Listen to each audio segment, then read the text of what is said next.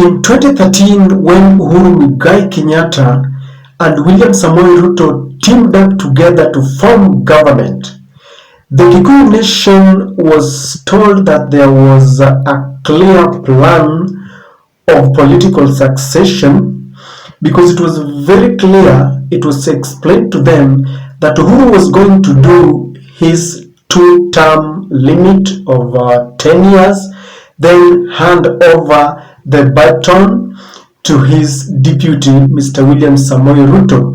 And this was the message that was spread across the country. The Mount Kenya and the Kalenjin nation in Rift Valley were very happy because everything was running smooth and there was no confusion. Ladies and gentlemen, welcome to our channel. If you're watching our videos for the very first time, I want to request you to subscribe to our channel, click the notification bell, like our videos and share them. To all our subscribers, thank you very much for the support you're giving the channel. Now, that was very clear in 2013. In 2017, the president fell out with his deputy, and this brought a lot of confusion, especially to the Mount Kenya residents, because they had all been promised a clear pathway that who was going to hand over the baton to the deputy president.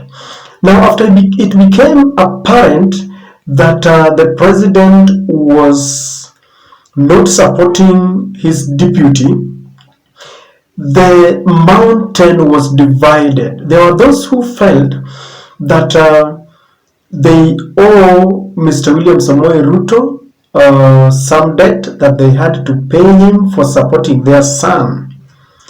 But there were those who felt like they were only supporting the deputy president courtesy of their son, Uhuru Kenyatta. And so if the president had fallen out with his deputy, then there was no need supporting Mr. Ruto. And this was even aggravated when it was apparent the president himself declared that it was time to elect another tribe, to lead the nation. Basi kama hiyo ndiyo thinking ama logic, hata mimi naweza nisimame hapa basi niseme kuna jamii tu mbili za Kenya ambazo zimetawala, labda ni nafasi ya jamii nyingine pia kutawala.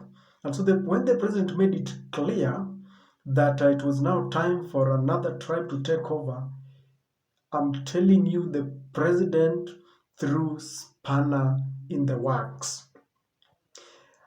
And then there was let me say, a minute of silence in the mountain, because they were still pondering which way to go.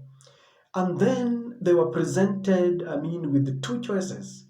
On one side was Rigathi supporting William Samoei Ruto as the deputy, and on the other side was Martha Karua supporting Raila Odinga as the president, as going to be the deputy as Raila Odinga. Now, in an exclusive interview with Spice FM, Mr. Murathe actually explained just how the choice of Martha Karua was arrived at, and how Martha changed the political tidings in Mount Kenya. Rigathi actually explains that there were a lot of fears. There were a lot of fears because, they felt like they needed to be sure of the person who was going to take over as the Mount Kenya kingpin. You go to Kisumu, now we have something in it. It's now our turn to, all right? So that worked. That really worked. And even for us, we looked at the landscape. who can you trust to represent the interests of Mount Kenya now that we have nobody on the ticket? If you have Rigathi here and you have Murathe here, it's a no-brainer, because people also have these insecurities. People feel insecure. What is going to happen to us?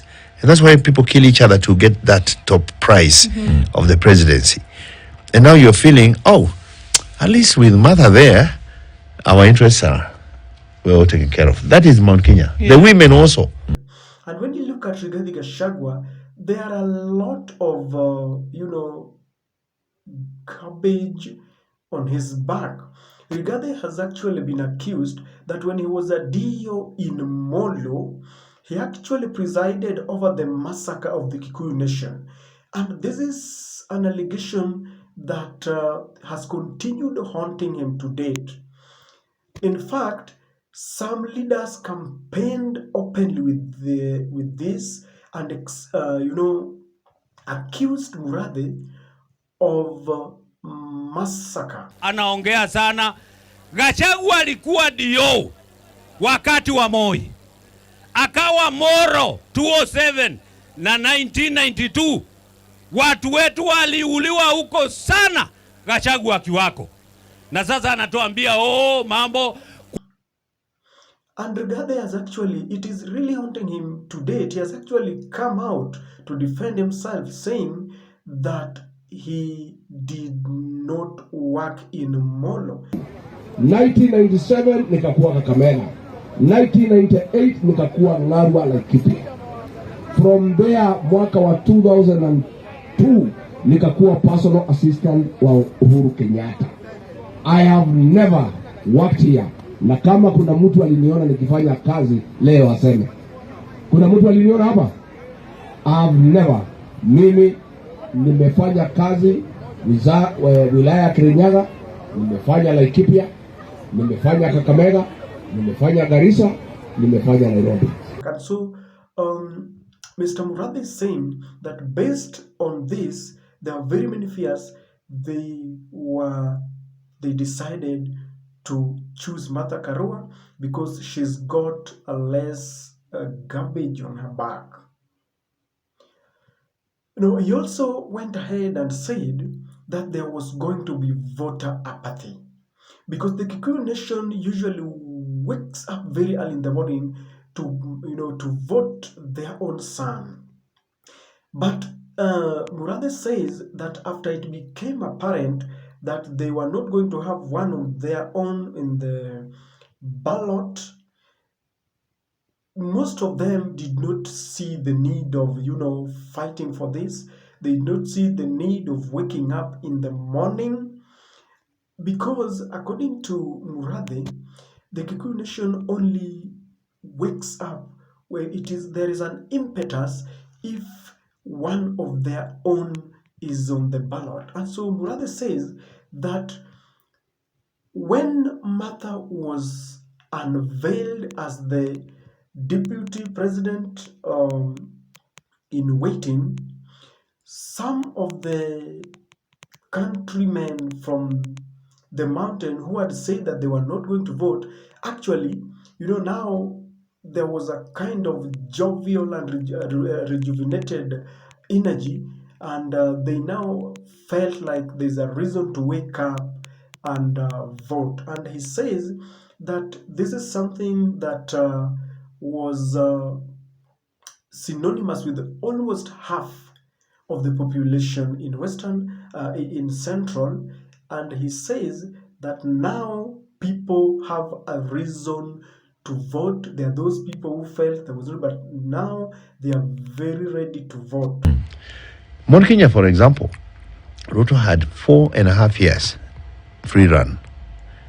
Today, the mountain is changing. Why? And the Martha effect, for example. All right? And like we started and we said, there's going to be a lot of apathy in Mount Kenya. My own sisters who are political were like, we won't vote. There's nothing in it for us. We have no skin in all the right? game.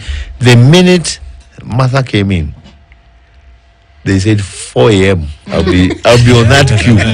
I'll be on that queue. Murathe went ahead and said that the women voters in this country were becoming demoralized, that all along it has been the male counterparts who are having the lofty positions and high offices. But after the introduction of Martha Karua into top politics, it was all over. You could see women celebrating and tunaelewa atatupeleka nchi yetu mara salama wakiwa na rais wetu mtarajiwa Raila Amolo Odinga, ama sivyo wa mama? Tukiomba Mungu naye asikie, aguze baba Amolo Odinga, achague running mate wake mwenye anaitwa mama Martha Karua. Akiingia hii ushukani, Kenya yetu itaenda venye inatakikana kuenda.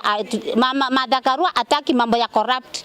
Martha Karua atatetea wajane, atatetea mayatima, atatufungulia mahali tunakopa pesa tupelekee watoto shule, maendeleo itakuwa Kenya yetu. Wamama ama namna gani? Insulting people. I think he's still suffering from the powers that he wielded during the Moi government as a DO. Martha Karua, on the other hand, keeps on reminding their opponents that we are,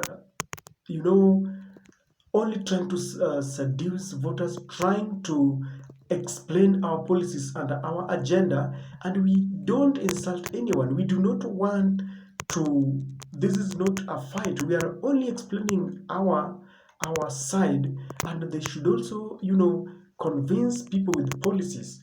And so if you compare, if you juxtapose Martha Karua and Rigathi Gachagua, you will all agree with me that Martha has beaten Rigathi Gachagua, and Ruto is always on the drawing board just to ensure that he protects Rigathi Gachagua.